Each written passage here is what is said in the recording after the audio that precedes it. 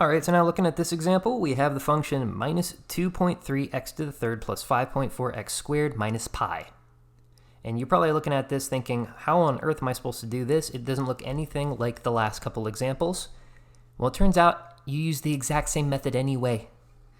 Power rule works no matter what the exponent is, for the most part, and no matter what is sitting in front of your x's.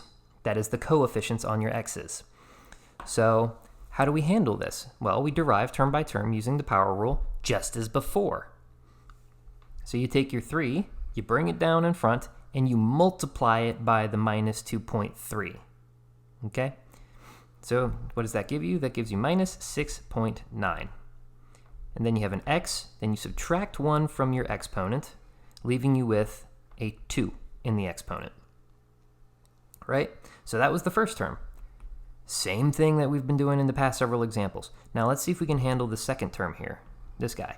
We're going to take this 2, bring it down in front, and what does that leave you with? When you multiply 2 times 5.4, no calculator, just try it in your head. That'd be 10.8. And then x, subtract 1 from the exponent, that gives you x to the first. But we don't need that first power there. We can get rid of it because x to the first is just equal to x.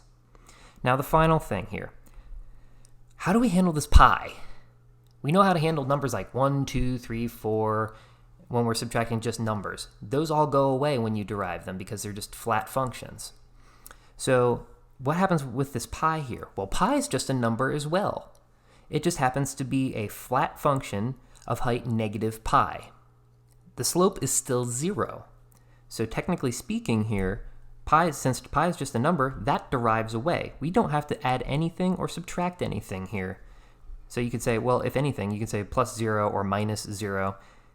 The pi just goes away when you derive it. It's just a number. Okay? Don't let it scare you just because it's Greek. So that's that. This is the final answer to this derivative. All these problems work exactly the same way, no matter how ugly they get.